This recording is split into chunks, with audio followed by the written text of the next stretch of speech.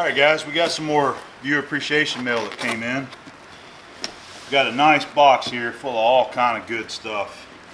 And this comes to us from Stacey. He's from Hurricane, West Virginia. And he sent me a little email about a week ago or so and told me that he had one specific item that he wanted to send me. But he went ahead and put together a nice little care package of all kinds of good stuff. So let's pull this out and check out what he sent.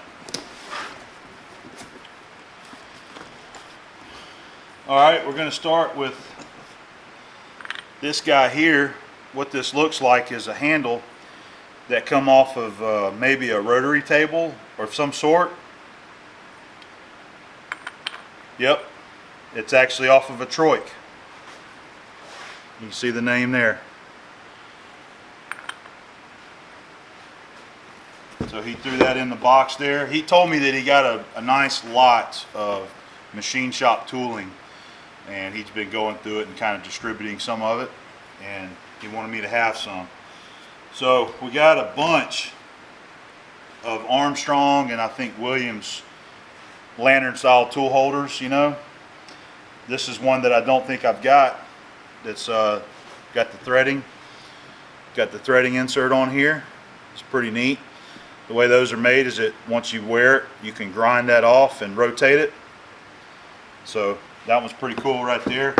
And we've got several of them in here, several different types. We've got a bunch of boring bar holders from Armstrong.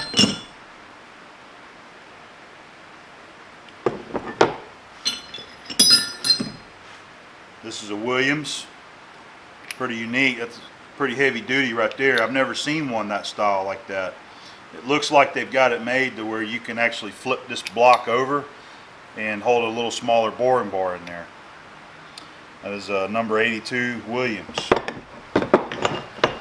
And we've got our good friends passing through the neighborhood. You can hear the sirens. There's another Armstrong boring bar holder here. We've got a few of the smaller guys, high-speed steel type holders. There's a left-handed, probably for a 5/16 tool bit. There's your straight Armstrong tool holder. You've got a small parting blade holder here. This one's by Williams, and it actually says on the other side Homecraft. Never seen one like that before. N30 right hand. That one's neat. And then we have your straight type parting blade holder also. And this one's an Armstrong, number 20. That's pretty neat. I think this might come in handy because I've got a few of these small parting blades. And we've also got some of these wrenches, I really like these, especially this one right here. A very useful wrench. I've got a few of these and I use them on my Armstrong turning tool holders like you see me use on the lathe. This one is for my size. These are a little bit smaller. So nice wrench there. Also got this one here that I don't have one like this. This is a Williams, and 7/8 on one end and your other end is square. Let's see what the square is. Looks like probably 7/16 or so, but it fits some of these smaller tool holders like that. So you got your wrench to tighten up your tool bit, and I believe the other side was used for your top bolt for your lantern style tool post. Nice clean wrench. That's still in really good shape. He threw this in here too, and I'm not really sure what this is. It's made by Scully Jones, number 2533758, but it also says patent number next to it. So I'm not sure. You got a tapered bore in there. You've got a nut here that looks like will catch a thread, and you tighten it and it pulls it up in there. So offhand, I have it searched. I'm not really sure what this is, what it's used for. So if you guys recognize that, you can let me know what that can be used for. And we're going to save the good one for last there, or the hot ticket item. He also gave me a parting blade. This is a Sandvik. There's the insert, there's one on there, and a whole pack of the inserts right here, some Sandvik parting inserts. And then we've got another pack of inserts right here. These are Tungaloy TNGG. I'll have to look those up and see what these are for. I believe they're for steel, but nice pack of inserts there. Alright, we're down to the last item, and this is what he had emailed me and said that he wanted to send me. And we've talked about this a little bit in the videos in the past. This is an item that I wanted, and I passed up on one at a swap meet, never did buy it. That's this nice Jacobs 20N drill chuck. A 20N will hold from 3/8 to 1 inch. And I believe this is their biggest drill chuck that they ever made. So I've already checked this out a little bit, Stacey, and I'm almost positive that this thing needs to be rebuilt. I need to purchase a rebuild kit for this. I chucked it up on a piece of 1 inch in the collet chuck over on the lathe, and the jaws are not pulling up square. So I think that we're going to have to get a rebuild kit for it.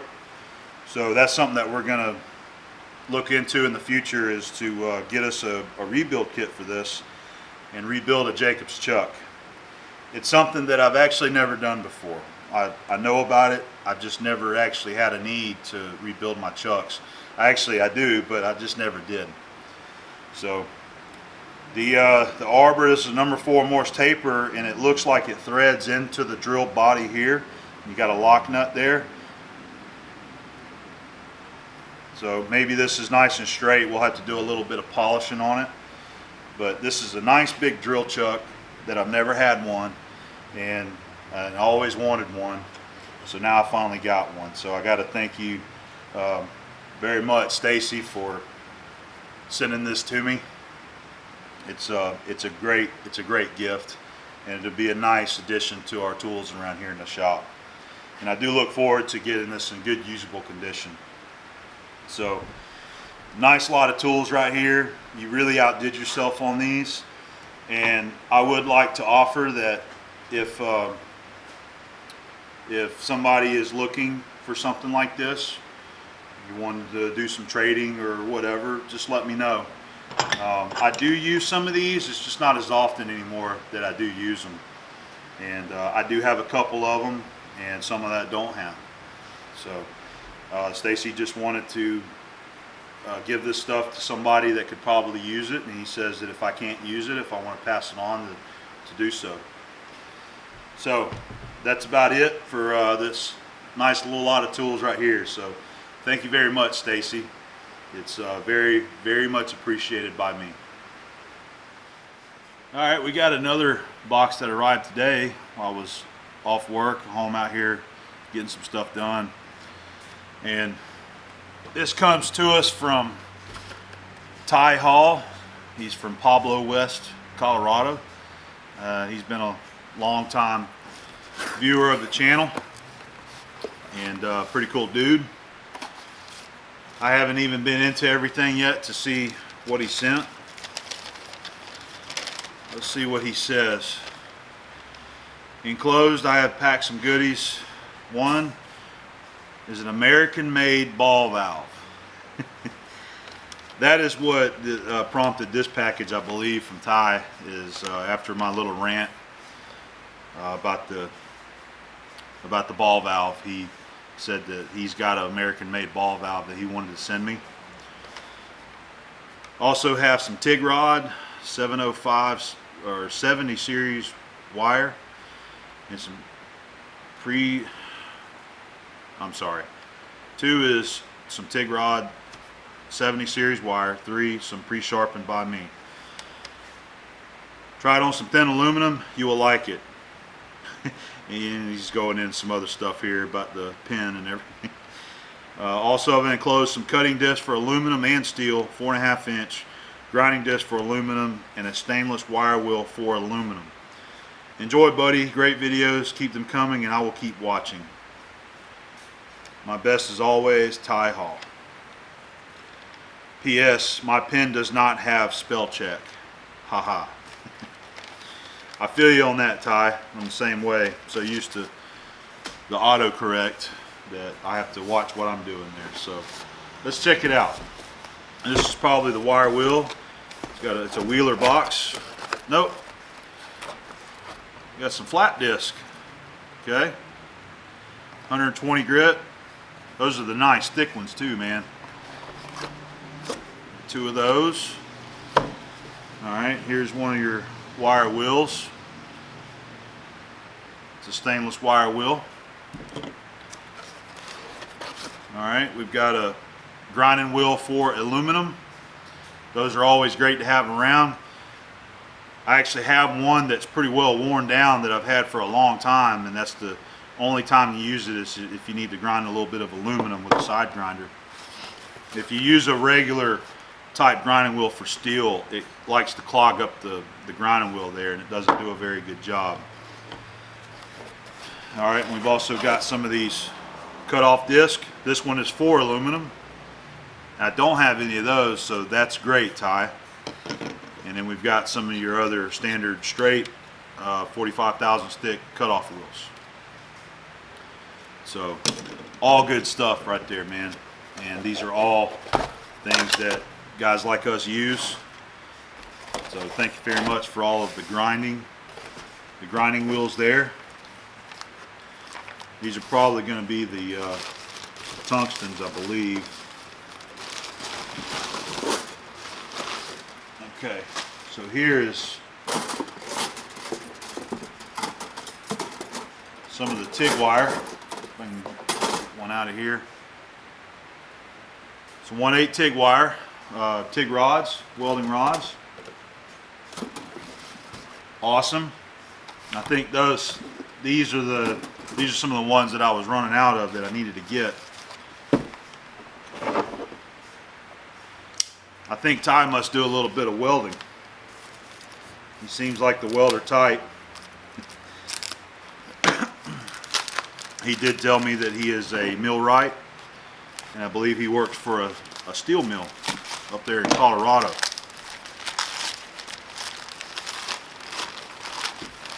Okay, so here is our ball valve.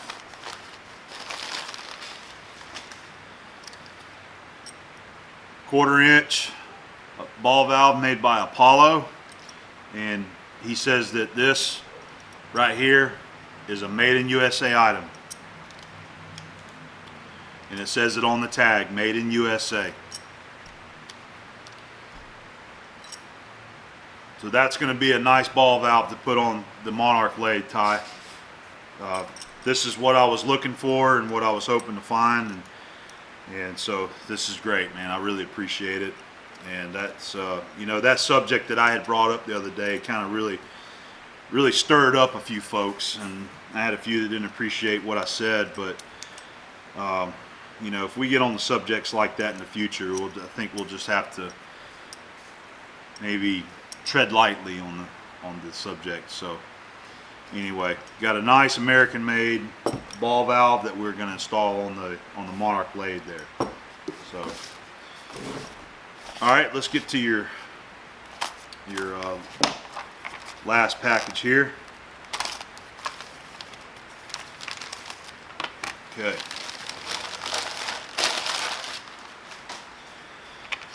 So we've got some 3/32 tungstens that we can use for the TIG welding, and I believe this is what he has said that he has sharpened himself. Let's pull one of them out. Yep. He's got a nice little grind there with just a little tiny flat on the end. So I believe this is the one that he was telling me that I need to use on my aluminum welding. So good stuff, Tighe. Very nice care package, man. All good stuff here, man. I have no complaints at all. So again, like I always say, thank you very much, man. This is great stuff, and it's appreciated. and it'll all be put to good use around here, man. So thanks again. So I came over here immediately to the Monarch. I want to go ahead and hook up this new ball valve that Tighe sent me. There's just a little comparison of your import quality, and then this one is a made in USA. So we're going to go ahead and get this one hooked up. All right, let's see. All right.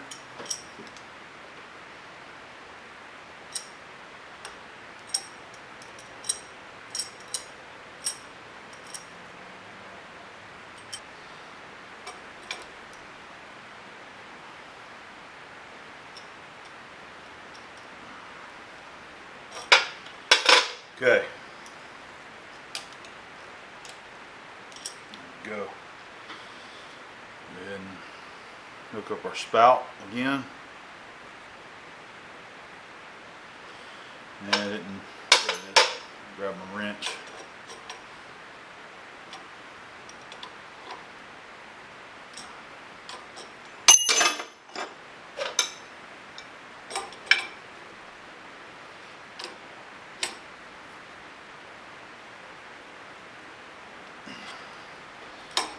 Okay.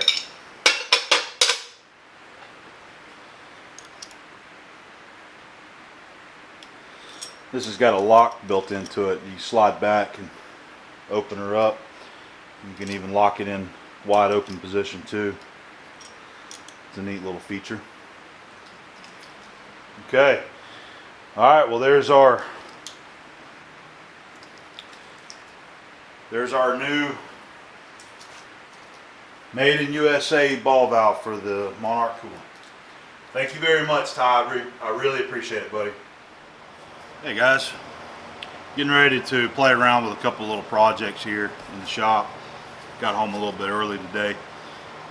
So I got one project right here that I'm gonna probably getting ready to play with, and this is one I've already done. I thought I would just go ahead and show it to you. I didn't do any video of this right here. It was pretty simple. Two little items right here that belongs to my buddy Cody. He drag races motorcycles, and so he's brought me several projects that you've already seen me work on before. But anyway, he brought me this little dog bone here, and he asked me if I can make him another pair, and that's what I've done. And this 6 3/16 is the center to center distance that he wanted on another set, so that's what I did. So I took it down there to my buddy Joe at the welding shop. He's got a CNC plasma table, and I gave this to him and asked him if he would copy it except for the proper length, and I did my math, and basically from tip to tip here it would be 7 3/8. So that's it right there. He burned me out a couple of them, and 12mm holes. Ended up using an end mill, drilled the hole, and used the 12mm end mill to open it up to the right size. Which actually brought up a good point there when I was doing it. I'm like, man, I really do need a good set of metric drill bits. I've got a couple, you know, just some random ones. I've got a good 14mm drill bit, but I might look into getting a little set of some metric drill bits just for cases like this, because you know 12mm, it's you know, these holes measure a few thousandths over 12mm, and I'm sure that's a bolt going through there. So like I said, I just used an end mill. So anyway, I did that little project for him. And then this right here, this is a stock shaft out of his motor that goes with the clutch. There's probably some kind of little arm or something that hooks this little end, this little flange deal on the end, and this is what pulls your clutch, you know, engage, disengage. That's the factory right there. And this is an aftermarket, because he's got an aftermarket clutch on it. And apparently the aftermarket, they don't harden these. They're not of the same hardness as a a factory Kawasaki part like this right here. So this wasn't in there very long, and it actually had started wearing down here on this end. So he asked me about possibly if I could make one of these and do a higher quality job on it as far as like hardness goes, maybe try to match, you know, the factory specs right here. So we talked about it, you know, we shot some numbers out there, and he just asked me for the time being to clean the end up and polish it, and he wants to run this for a couple more races or so, and he might come back later and we might go ahead and build one of these. And so I'll have to order some tool steel, do some machining, and then send it off and get it heat treated. So that might be something that we do in the future here. I don't know. We'll just see if he decides he wants to go with that. Okay, so so that's a couple of projects right there. But what I'd like to do, you see I've got these two Albrecht chucks. Us southern boys down here in the south, we call these here Albrecht chucks. I know most of you guys say Albrecht, and that's how it looks like it's pronounced, so I've just always said Albrecht, and I think I get it from everybody. All of my mentors said it down here in the south. So anyway, these are two Albrecht chucks that I got from Ben Zentner a while back in a tool trade.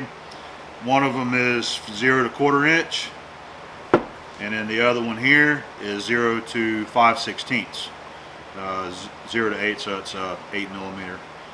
And they both have a number 2 Morse taper shank on them. This one I'm not sure about. It looks like it probably threads up into the chuck. This one looks like a Jacob's taper inside here.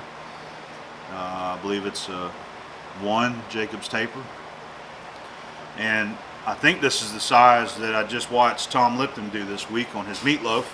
He removed this arbor and bought a new one and installed it.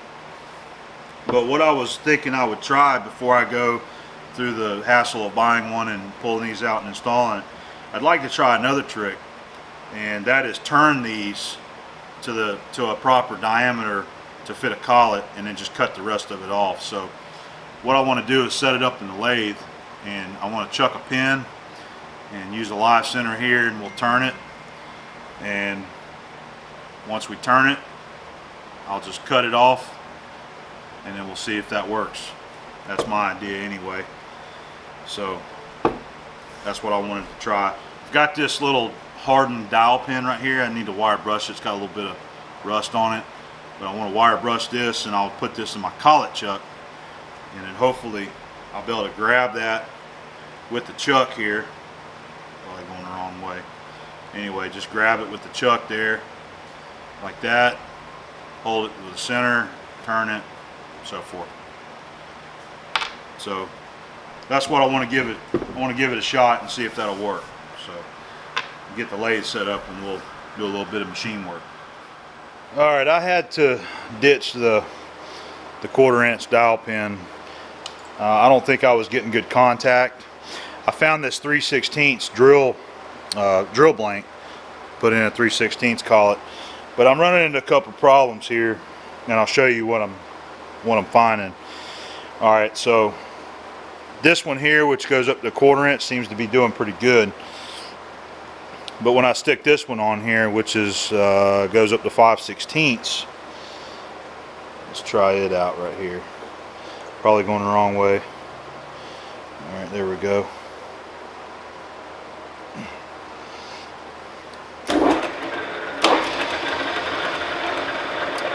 Doing better this time. I don't think I checked it with the 3/16, but I was having a problem. It didn't seem to be wanting to run true, but it's doing much better now.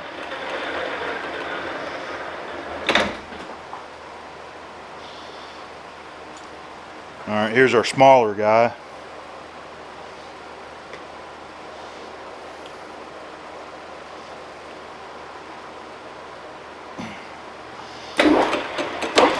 Okay. So I checked the run out of the drill blank, and I was getting 1/1000th run out. And I took it out and I moved it, checked it a couple times, and that's consistent 1/1000th run out. So we're just gonna have to live with it. That's probably in this chuck right here, and that's about the best I'm gonna get it. So what we're gonna do is run this up and use my live center.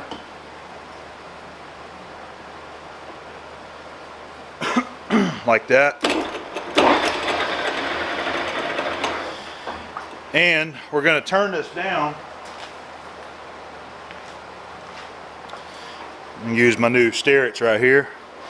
We're going to turn it down to 5/8. Alright, so that's about 706 right there. And on this end,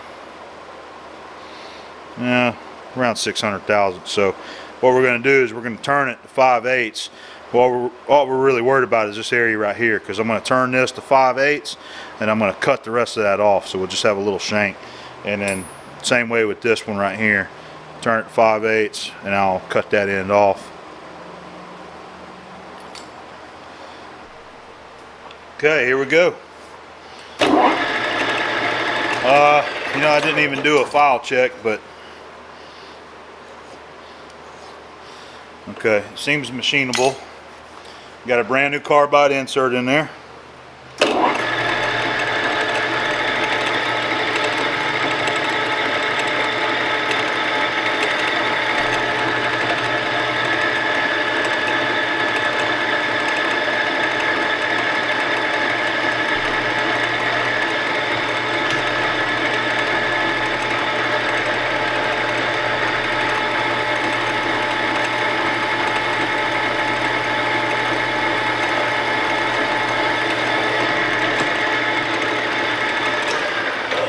That's not good. Didn't have it tight enough.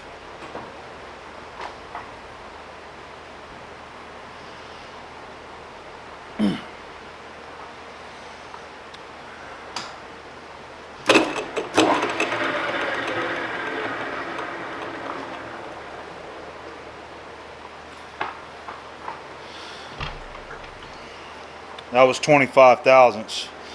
I don't think I had that chuck very tight on that pin. Okay, 680.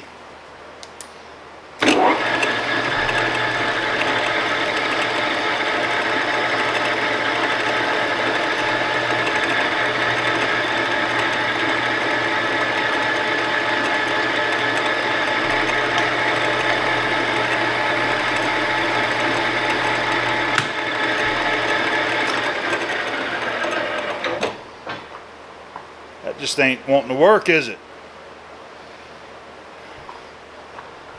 I thought for sure that chuck would be holding.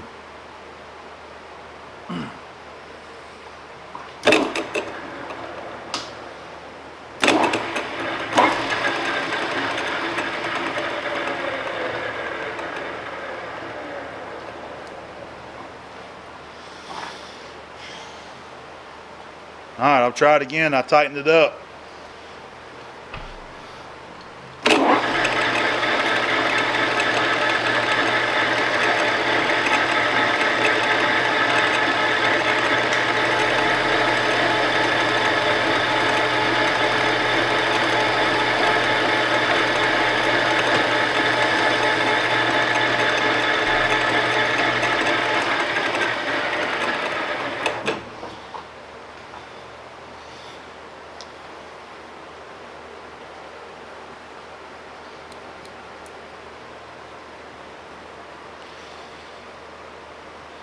$61. Alright, we'll keep rolling with it. We're gonna put it in a gear I don't like putting it in. We're gonna kick it up a notch.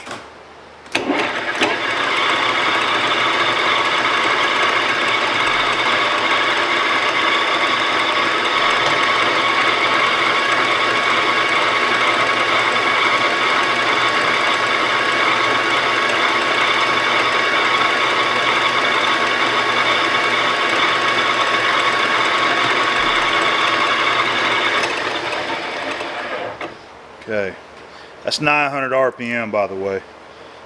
That's the high range on the lathe right here. All right, we still got 20 thousandths, so I'm gonna take 10.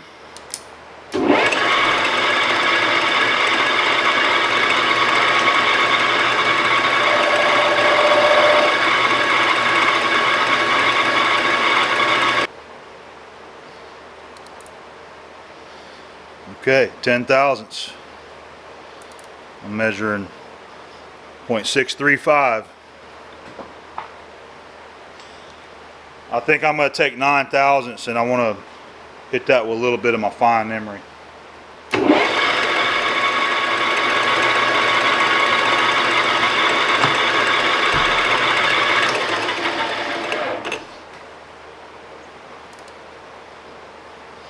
.626. All right.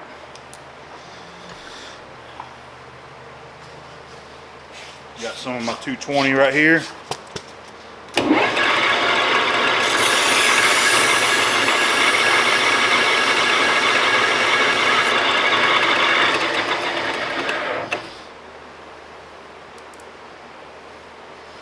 Half a thou.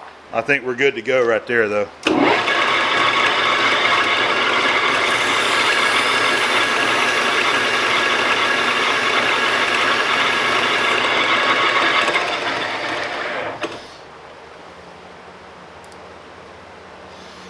Okay, I think we're close enough. Maybe you can see that.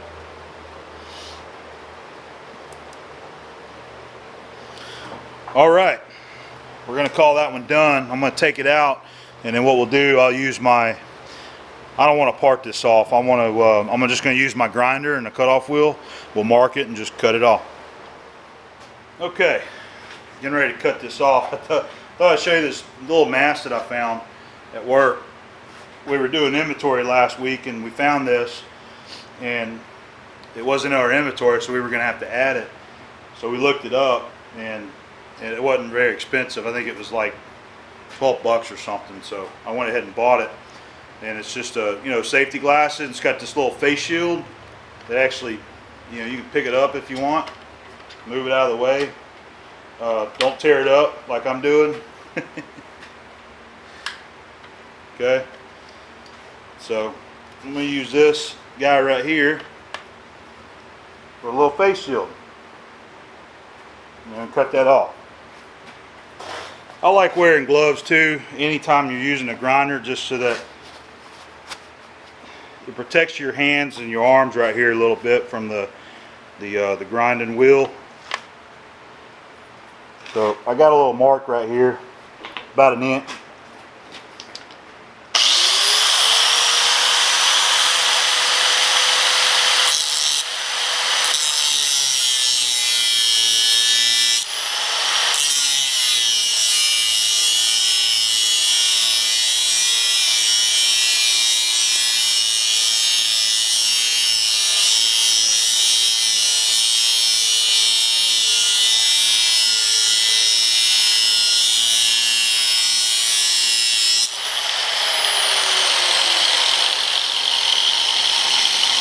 Another good thing to point out when you're using wheels or cutoff wheels is try not to push real hard when you're doing your grinding.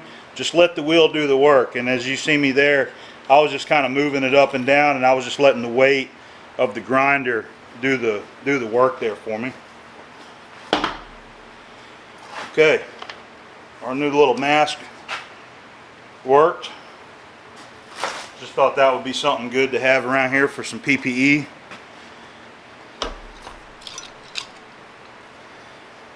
So all I'm going to do is grind a little, I'll just belt sand a little chamfer on the end of that. I don't think I'm going to get fancy and face it off in the mill like Tom did. So I think that'll work out. So we'll test it and see if it runs true now. Alright, so there's the drill chuck.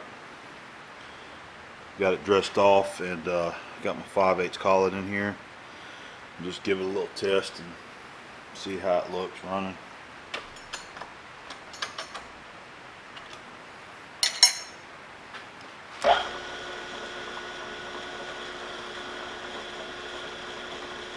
Yeah, I can see a little bit of, I can see a tiny amount of run out, probably a few thousandths.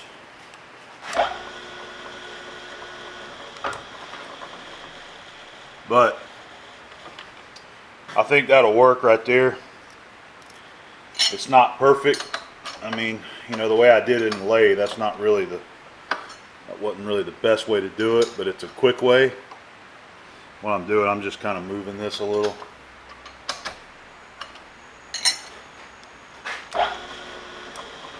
It's about the same. So anyway, got this one done. I'm gonna do the same exact thing with the other Albrecht chuck, and so I'll have two of these small keyless chucks that I'll be able to use whenever I need.